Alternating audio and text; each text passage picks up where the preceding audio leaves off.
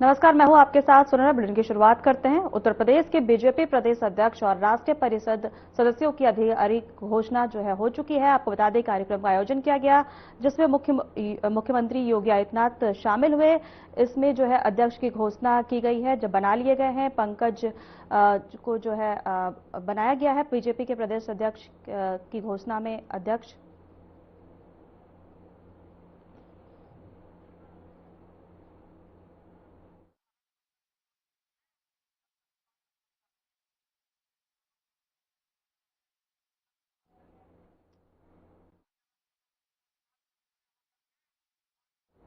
आपको बता दें कि उत्तर प्रदेश में बीजेपी अध्यक्ष और राष्ट्रीय परिषद सदस्यों की आधिकारिक घोषणा हो चुकी है। पंकज चौधरी को बीजेपी का अध्यक्ष बनाया गया है। आना कोई छोटी बात नहीं है। 7 बार सांसद बन के चुन के आए हैं। बड़ा सरल स्वभाव है, बड़ा हंसमुख व्यक्तित्व है। कार्यकर्ताओं के साथ बड़े मिलनसार तरीके से काम करते हैं। कभी अपने पद का वर्चस्व मैंने उनको दिखाते हुए नहीं देखा, कभी भी। आखिर वित्त विभाग में, वित्त मंत्रालय में मंत्री के रूप में काम करते हैं। आप समझ सकते हैं वित्त मंत्रालय की ताकत कितनी होती है। लेकिन मैंने उनके तरफ से कभी ये नहीं महसूस किया कि वित्त मंत्री हैं तो जरा कोई थोड़ा धौंस जमाएं। बड़े सरल स्वभाव से सबके साथ मिलजुल कर काम करने का इनका स्वभाव है। और उससे मुझे याद आता है, अटल बिहारी वाजपेयी जी जब भारतीय जनता पार्टी के पहले अध्यक्ष के रूप में, दिसंबर 1980 की बात है, और मुंबई में पहला राष्ट्रीय अधिवेशन भारतीय जनता पार्टी का हुआ। शायद आप में से भी कुछ लोग उसमें आए होंगे। ये बात है जब अटल जी ने पद संभाला राष्ट्रीय अध्यक्ष का, तब उन्होंने कहा था बीजेपी का अध्यक्ष पद यह अलंकार की वस्तु नहीं है। अलंकार यानी सोना जवाहरात की वस्तु नहीं है। बीजेपी का अध्यक्ष पद यह अलंकार की वस्तु नहीं है। यह पद नहीं है, दायित्व है। प्रतिष्ठा नहीं है, परीक्षा है। यह सम्मान नहीं है, चुनौती है। हम राजनीति को कुछ मूल्यों पर आधारित करना चाहते हैं, और उन मूल्यों पर आधारित करके आज जो प्रधानमंत्री नरेंद्र मोदी जी के नेतृत्व में जिस प्रकार से हमारे अलग अलग अध्यक्ष समय समय पर भारतीय जनता पार्टी को एक कार्यकर्ता के आधार पर पार्टी को खड़ा किया है, पार्टी को सींचा है, पार्टी को आगे बढ़ाया है। चाहे अटल जी हो, आडवाणी जी हो, आपके उत्तर प्रदेश के मुरली मनोहर जोशी जी हो, कुशाभाऊ ठाकरे हो, जना कृष्णमूर्ति जी हो, नितिन गडकरी जी हो, गृह मंत्री अमित शाह जी हो। और आपको याद है, अमित भाई के नेतृत्व में हम पहली बार विश्व के सबसे बड़ी पार्टी बने थे। चाहे जेपी नड्डा जी हो, हम सब इसी तरीके से भारतीय जनता पार्टी को तेज गति से आगे लेके जाने के काम में लगे रहे। भारतीय जनता पार्टी का उज्जवल भविष्य आपके हाथों में है, और पंकज चौधरी जी इस परंपरा को आगे बढ़ाएंगे। इस पक्के विश्वास के साथ मैं आप अपनी वाणी को विराम देता हूं। आप सबको बहुत बहुत बधाई, धन्यवाद। बोले भारत माता की, भारत माता की। मित्रों, मैं आमंत्रित करूंगा आज इस अवसर पर जिनके नेतृत्व में उत्तर प्रदेश अपराध मुक्त प्रदेश बना है, विकसित उत्तर प्रदेश बना है, ऐसे उत्तर प्रदेश के यशस्वी मुख्यमंत्री आदरणीय योगी आदित्यनाथ जी को कि आज इस अवसर पर हम सबको संबोधित करें। बोली भारत माता की, भारत माता की। सियावर रामचंद्र भगवान की। भारत माता की। भारत माता की। वंदे वंदे वंदे। नमः पार्वती पतिये हर हर।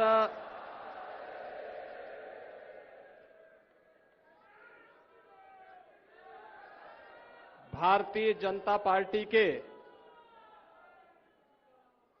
प्रदेश अध्यक्ष निर्वाचन की घोषणा और नवनिर्वाचित प्रदेश अध्यक्ष के स्वागत, राष्ट्रीय परिषद के लिए प्रदेश के 120 सदस्यों के निर्वाचन की घोषणा के लिए आयोजित आज के समारोह में केंद्रीय चुनाव अधिकारी के रूप में हम सबके बीच में यहां पर उपस्थित केंद्रीय उद्योग एवं वाणिज्य मंत्री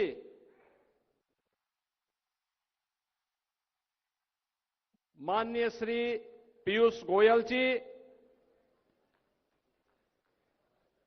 भारतीय जनता पार्टी के नवनिर्वाचित प्रदेश अध्यक्ष केंद्रीय मंत्री श्री पंकज चौधरी जी, भारतीय जनता पार्टी के राष्ट्रीय चुनाव अधिकारी और उत्तर प्रदेश से ही राज्यसभा के माननीय सदस्य श्री के लक्ष्मण जी,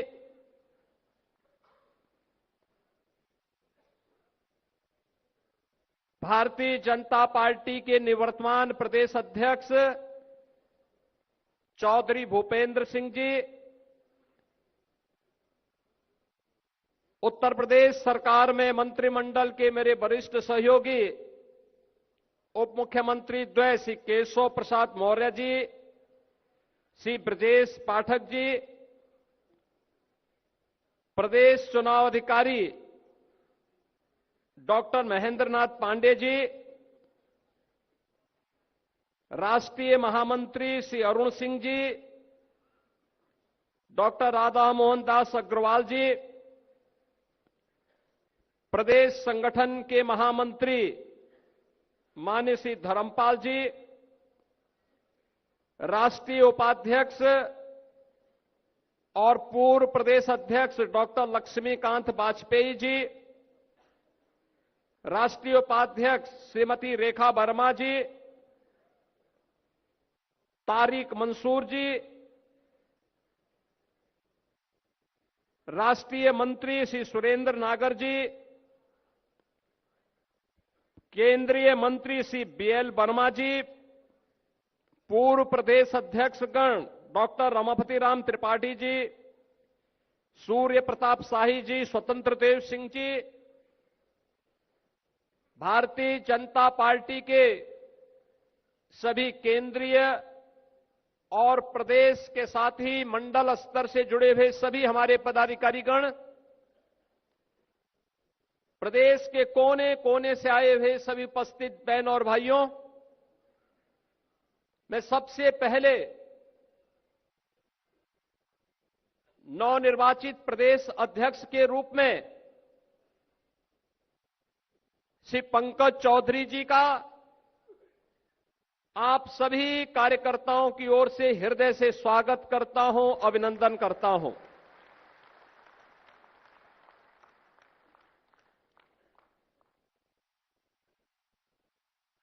मैं इस अवसर पर इस पूरी चुनाव की प्रक्रिया को सकुशल निर्विघ्न तरीके से संपन्न करने के लिए, निर्विवाद रूप से संपन्न करने के लिए डॉक्टर महेंद्र नाथ पांडे जी को, प्रदेश अध्यक्ष के निर्वाचन अधिकारी माननीय पीयूष गोयल जी को और संगठन पर्व के राष्ट्रीय अधिकारी माननीय डॉक्टर के लक्ष्मण जी को हृदय से धन्यवाद देता हूं कि आज उत्तर प्रदेश के अंदर हमारे चुनाव की प्रक्रिया संपन्न हो रही है और एक अनुभवी कार्यकर्ता को उत्तर प्रदेश के प्रदेश अध्यक्ष का दायित्व मिलने के साथ ही उत्तर प्रदेश के अंदर अब नए गति के साथ सरकार और संगठन मिलकर के आदरणीय प्रधानमंत्री जी की मंशा के अनुरूप आगे बढ़ने के संकल्प के साथ बढ़ पाएगा। बहनों और भाइयों, मैं इस अवसर पर धन्यवाद दूंगा चौधरी भूपेंद्र सिंह जी को, जो पिछले 3.5 वर्ष से प्रदेश अध्यक्ष के रूप में अपने दायित्वों का निर्वहन करते हुए प्रदेश के अंदर हर एक उन कार्यक्रमों को गति प्रदान करने में अपना योगदान दे रहे थे। इस दौरान प्रदेश तमाम चुनौतियों का सामना करते हुए आगे बढ़ा और आज नवनिर्वाचित अध्यक्ष के चुनाव के साथ संगठन पर्व का यह दायित्व उत्तर प्रदेश के अंदर अपनी पूर्णाहुति की ओर अग्रसर हो चुका है। लेकिन नए दायित्व के कार्य हम सबके सामने नई चुनौती के साथ में है। आपने बदलते हुए भारत को देखा है। एक नए भारत का दर्शन हम में से हर व्यक्ति कर रहा है। 11 वर्ष में क्या भारत आज पूरी दुनिया का नजरिया भारत के प्रति और भारतवासियों के प्रति बदला है।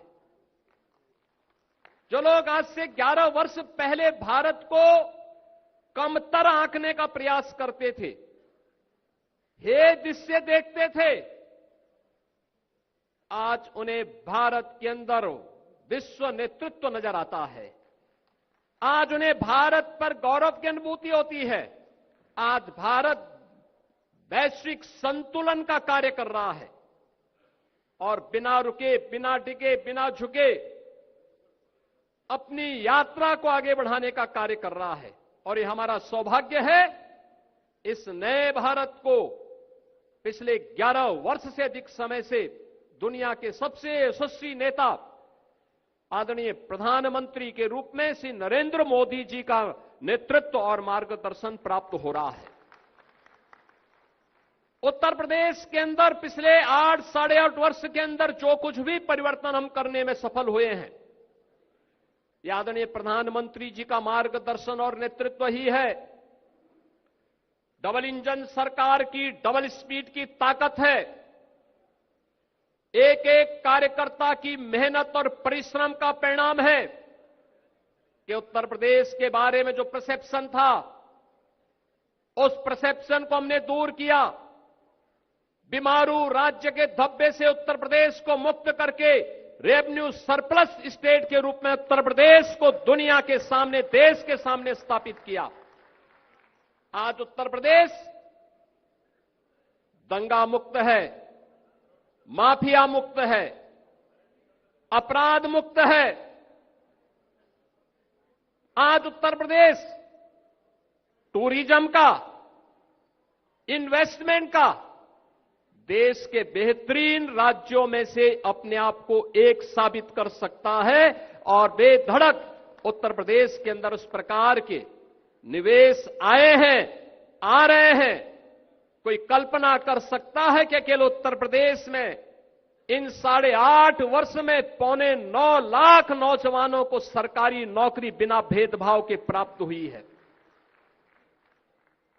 1.5 करोड़ से अधिक नौजवानों को परंपरागत उद्यम में उन्हें नौकरी के साथ और रोजगार के साथ जोड़ने का और जो कार्य निवेश का, सुरक्षा और कानून के राज में बेहतर तरीके से आगे बढ़ा है।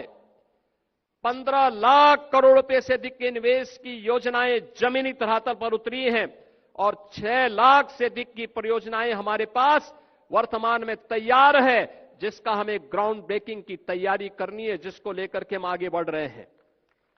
मैं इस अवसर पर केंद्रीय उद्योग और वाणिज्य मंत्री माननीय श्री पीयूष गोयल जी का हृदय से धन्यवाद करूंगा कि आदरणीय प्रधानमंत्री जी, आदरणीय रक्षा मंत्री जी, आदरणीय गृह मंत्री जी, आदरणीय राष्ट्रीय अध्यक्ष जी के नेतृत्व में प्रदेश के विकास की जिन योजनाओं को आगे बढ़ाने के लिए जब भी हमने माननीय पीयूष जी से सहयोग और समर्थन मांगा, वे देश के अंदर या दुनिया के अंदर कहीं भी रहे होंगे, उत्तर प्रदेश के प्रस्ताव को उन्होंने तत्काल कहा कि ये होना है। जैसे हमने कहा उत्तर प्रदेश के अंदर 1 डिस्ट्रिक्ट 1 प्रोडक्ट की योजना हम आगे बढ़ाए हैं। हमारे पास एक कमी है। उन्होंने कहा आप बताइए। मैंने कहा हमें एक पैकेजिंग इंस्टीट्यूट चाहिए। उन्होंने कहा आप घोषणा कर दीजिए, ये मान के चलिए कि हो गया। और बहनों और भाइयों, मुझे प्रसन्नता है बताते हुए लखनऊ में भारत सरकार ने अपना पैकेजिंग इंस्टीट्यूट स्वीकृति ही नहीं किया, उसका सत्र भी प्रारंभ हो गया है। उत्तर प्रदेश अपने उद्यमियों के लिए उनकी प्रोडक्ट को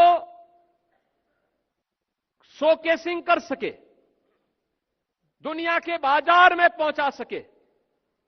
हमारे मन में आया कि हम क्या उत्तर प्रदेश ग्लोबल मीट का कोई आयोजन हम कर सकते हैं? कोई ऐसा आयोजन हो जाए जहां उत्तर प्रदेश के प्रोडक्ट को हम शोकेसिंग कर सकें। तो ट्रेड शो कोई ऐसा हो। मैंने माननीय पीयूष जी से चर्चा की, उन्होंने कहा चिंता मत करिए। पहले वर्ष उन्होंने कहा कि मैं कम से कम 500 फॉरेन बायर अपने खर्चे पे भेज रहा हूं यूपी में। यूपी के लोग अपना वो लगाएं, खरीदारी करने की जिम्मेदारी हमारी, दुनिया के मार्केट में पहुंचाने की जिम्मेदारी। और बहनों और भाइयों, आज हर वर्ष सितंबर माह में उत्तर प्रदेश का सूक्ष्म लघु उद्यम विभाग उत्तर प्रदेश के अंदर बने हुए हर प्रोडक्ट को हम लोग ग्रेटर नोएडा में इंडिया एक्सपो सेंटर में UP trade international trade show का आयोजन करते हैं और इतना लोकप्रिय हुआ है। इस बार भी मैंने उनसे अनुरोध किया, वो दुनिया में अपने भारत के कार्यक्रमों की दिशा से व्यस्त थे, तब भी वे उसके कार्यक्रम में आए। आदरणीय प्रधानमंत्री जी ने उद्घाटन किया और माननीय पीयूष जी ने उसका समारोप किया और आए, और उसमें लगभग 11,000 करोड़ रुपए के प्रोडक्ट उत्तर प्रदेश से दुनिया के मार्केट के लिए बुक हुए। ये सारा पैसा उत्तर प्रदेश के व्यापारियों को, उत्तर प्रदेश के उद्यमियों को प्राप्त हुआ। यह कार्य तब हो पाया, राजनीतिक स्थिरता थी, सुरक्षा का बेहतर माहौल था, आदरणीय प्रधानमंत्री जी का और केंद्रीय नेतृत्व का भरपूर सपोर्ट था, और उसके बल पर डबल इंजन सरकार की सामर्थ्य और शक्ति के बल पर आम जनमानस के लिए 17 के पहले जो प्रदेश उपद्रवग्रस्त था, आज जो उत्सव पर्व के रूप में उत्तर प्रदेश में मनाया जा रहा है। कोई सोचता था 17 के पहले कि अयोध्या में श्री राम जन्मभूमि पर भगवान राम लला का भव्य मंदिर बनेगा, अयोध्या दुनिया की सुंदरतम नगरी बनेगी। आज तो कोई हमारी अयोध्या पे प्रश्न नहीं उठाएगा। आज कोई राम भक्त पर उंगली नहीं उठा सकता, नहीं उठा सकता। 17 के पहले जब भी कोई भाजपा का कार्यकर्ता, विचार परिवार का कोई कार्यकर्ता कहता था रामलला हम आएंगे, मंदिर वहीं बनाएंगे, लोग कहते थे अरे देखो ये सब इनका ऐसे ही नारा है। लेकिन क्या आज कोई प्रश्न उठा सकता है क्या? आज तो मंदिर बन गया ना, दुनिया का सबसे भव्य मंदिर बन गया है। और पहली बार हुआ है अयोध्या धाम में स्वयं आदरणीय प्रधानमंत्री जी पधारे, उन्होंने श्री राम जन्मभूमि के भव्य मंदिर के शिलान्यास का कार्यक्रम भी किया। प्रधानमंत्री जी ने 500 वर्षों के बाद रामलीला को अयोध्या में भगवान राम कि अपने भव्य मंदिर में विराजमान करने का काम भी किया। और अभी 25 नवंबर को रामलला के भव्य मंदिर में धर्म ध्वजा के आरोहण करने के लिए भी स्वयं प्रधानमंत्री जी पधारे। भारत की विरासत को गौरव के साथ दुनिया के अंदर आगे बढ़ाने की उस अभिव्यक्ति का यह प्रतीक है जो हर भारतवासी के लिए प्रधानमंत्री जी बार बार कहते हैं, अपनी विरासत पर गौरव की अनुभूति करो। वही विरासत है। काशी में काशी विश्वनाथ धाम हो, मिर्जापुर में मां बिंदुवासिनी का धाम हो,